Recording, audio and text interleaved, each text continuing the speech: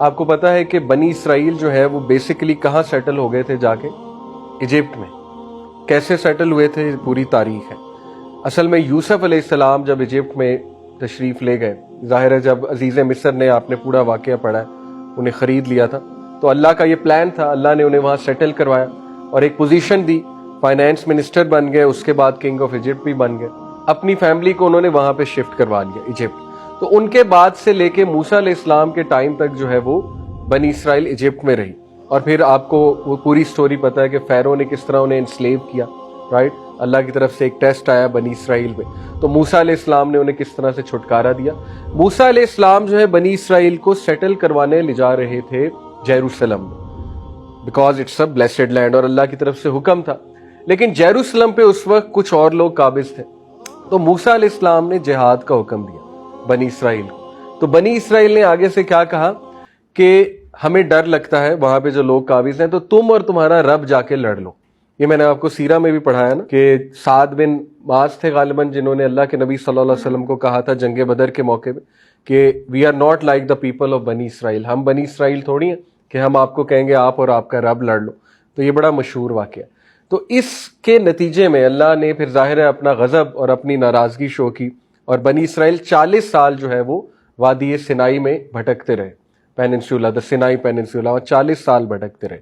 اور ان کے پھر 12 قبیلے تھے، ٹھیک ہے، وہ پوری ہسٹری ہے. حضرت موسیٰ نے انہیں وہاں بھی ایڈجسٹ کروانے کی کوشش کی، لیکن ظاہر ہے کہ ان کی کوتاہیاں بہت زیادہ تھیں. انبیاء کو قتل کرنا یہ کوئی چھوٹی چیز تو نہیں ہے. اللہ کی شریعت کو چینج کر دینا، اپنی من پسند جو ہے وہ ایک دین بنا لینا، اور سب سے بڑا کرائم یہ تو ہے ہی، وہ یہ ہے کہ کلیئر کٹ اللہ کے ساتھ کفر کرنا. دیکھیں میں نے آپ کو پورا سیرہ میں ایک چیپٹر پڑھایا جیوز کے اوپر کہ پروفٹ صلی اللہ علیہ وسلم کے ساتھ کیا ریلیشنز تھے جیوز کے. تو میں نے آپ کو بتایا 3 قبیلے تھے، بنو نذیر، بنو کینوکا اور بنو قریظہ. تو یہ جو 3 قبیلے تھے انہوں نے پیکٹ بھی توڑا نبی صلی اللہ علیہ وسلم کے ساتھ، جو پیس ٹریٹی تھی، جو پیکٹ تھا، بلکہ اس لیول کی جسارت بھی کی کہ اللہ کے نبی صلی اللہ علیہ وسلم کو قتل کے پلانز بھی بنائے.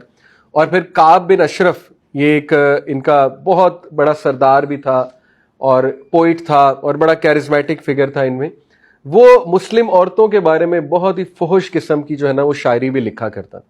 تو ظاہر ہے مسلمانوں کی غیرت تو ہے، تو مدینہ میں جب صحابہ وہ شاعری سنتے تھے تو ان کا خون تو بھڑکتا تھا، آبویس سی بات. پھر آپ نے وہ واقعہ بھی پڑھا ہے کہ سیرت میں ہی کہ جیوز نے ایک مسلم عورت کو برہنہ بھی کیا تھا. ظاہر ہے مذاق اڑا رہے تھے ایک مسلم عورت کا، اس نے پورا ابایا پہنا ہوا تھا، تو وہ ابایا جو ہے وہ انہوں نے میرے خیال کہیں پہ اڑا دیا تھا. جب وہ عورت اٹھیں تو ان کا ابایا جو ہے وہ اتر گیا مارکیٹ میں. یہ سیرت کا واقعہ. تو ایک وہاں پہ موجود تھے عرب، انہوں نے ان کی غیرت جو ہے ظاہر ہے جاگ گئی، انہوں نے اس کو قتل کر دیا، اس جیو کو جس نے کام کیا تھا. تو اس کے بعد لٹل وار، منی وار بروک آؤٹ، اور پھر اللہ کے نبی صلی اللہ علیہ وسلم نے جو ہے اس پہ پھر اس کو سیج کیا اور ان کو پھر نکالا وہاں سے. تو یہ دیکھیے یہاں سے بھی ثابت ہوتا ہے کہ ان کا سب سے بڑا کرائم یہ ہے کہ ریسزم کی بنا پر اپنے آپ کو پیور بلڈ سمجھنا اور یہ کہنا کہ ہم اللہ کے پیارے ہیں، ہمیں کوئی نہیں چھو سکتا، اور خدا اللہ سبحانہ و تعالیٰ نے سارے جو دوسرے لوگ ہیں وہ ہماری خدمت کے لیے بنائے ہیں.